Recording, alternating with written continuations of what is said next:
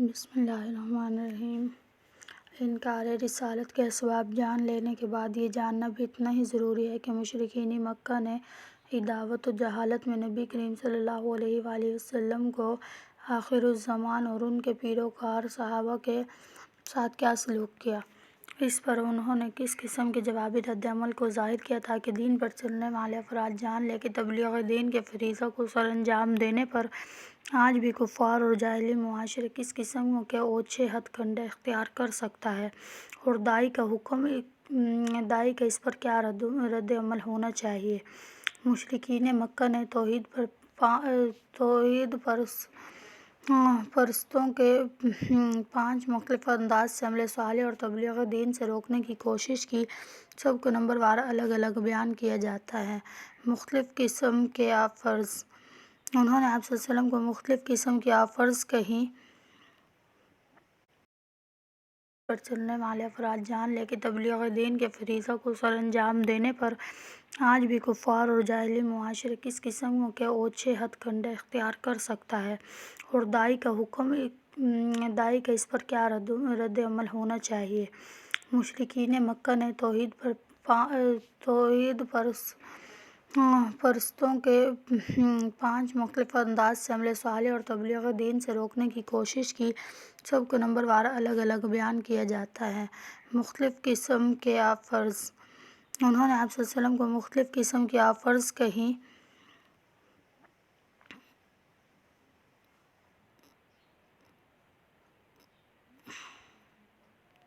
انہوں نے آپ صلی اللہ علیہ وآلہ وسلم کو مختلف قسم کی آفرز کہیں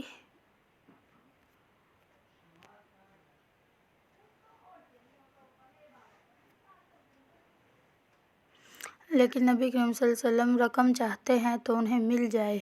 جس طرح عام انسان دنیا میں شہرت اور مال و جاہ کے لیے مختلف دعوے کرتے ہیں، تو شاید ان کا خیال ہو کہ نبی کریم صلی اللہ علیہ وآلہ وسلم بھی عام انسانوں کی طرح دنیا میں شہرت، مال وغیرہ کے متلاشی تھے۔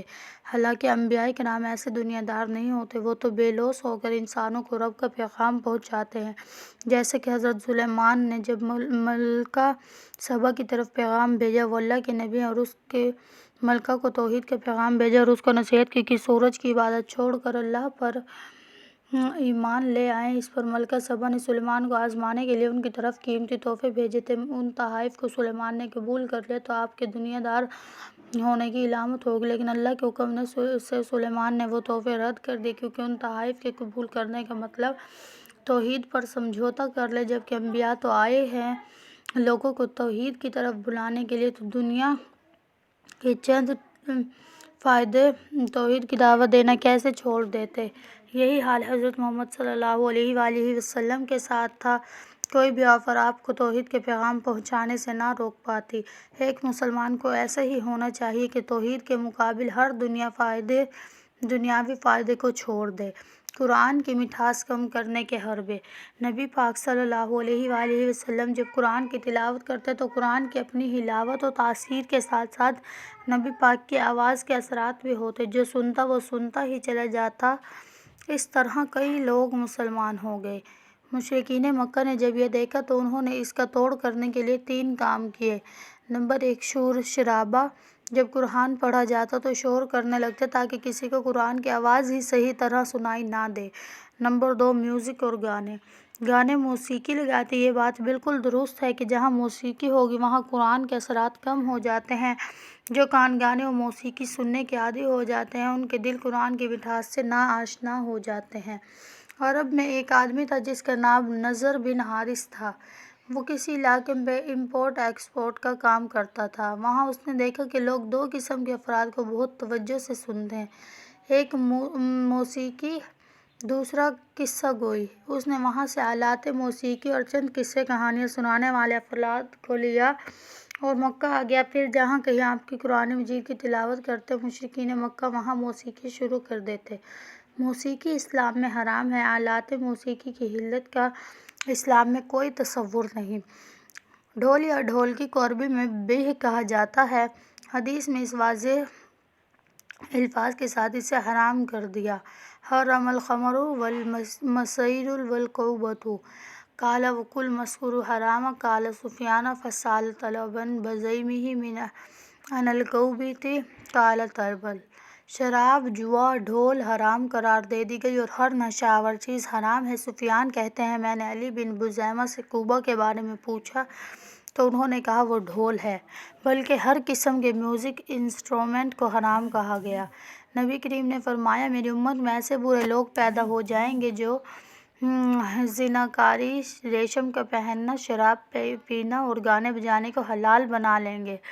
اس حدیث سے بالکل واضح ہو جاتا ہے کہ قیامت کے قریب ان حرام کردہ چیزوں کو حلال شروع ہو جائے گا، یعنی نبی کریم صلی اللہ علیہ وسلم نے اسے حرام ہی کہا گیا۔ آج کل بھی کئی ایک نام نہاد اسکالر کہتے نظر آتے ہیں کہ دور نبی میں جس موسیقی کو حرام کر دیا گیا تھا وہ اور تھی۔ آج کل کی موسیقی تو روح کی غذا ہے، نعوذ باللہ، بلکہ بعض تو یہاں تک کہتے پائے جاتے ہیں نعوذ باللہ حضرت داؤد جو نہایت خوبصورت آواز میں زبور پڑھا کرتے تھے وہ بھی موسیقی ہی تھی، استغفر اللہ۔ ان سے کوئی سوال کرے موسیقی اگر روح کی غذا ہے تو جب انسان کی روح نکل رہی ہوتی ہے اس وقت اس کے قریب گانے کیوں نہیں لگاتے، کلمہ کیوں یاد آتا ہے؟ اس لیے کہ موسیقی روح کی غذا نہیں سزا ہے۔ قرآن مجید روح کی اصل غذا ہے۔ ارشاد باری تعالیٰ ہے جان لو کہ اللہ کے ذکر میں دلوں کا اطمینان ہے، اور قرآن مجید کو ذکر کہا جاتا ہے۔ دوسری بات یہ ہے کہ حضرت داؤد خوبصورت آواز میں زبور کو پڑھا کرتے تھے لیکن کسی میوزیکل انسٹرومنٹ کے بغیر پڑھتے تھے۔ ان کے خوبصورت آواز میں زبور پڑھنے سے تو یہ ثابت ہوتا ہے کہ وہ اپنی الہامی کتاب کی تلاوت کرتے تھے۔ ہمیں اپنی کتاب قرآن مجید کو خوبصورت آواز میں پڑھنا چاہیے، اس سے موسیقی کہاں ثابت ہوئی؟ بات اصل میں وہی ہے کہ موسیقی حرام ہے اور حدیث کے مطابق بعض افراد قیامت کے قریب اسے حلال بنانے کی کوشش کریں گے۔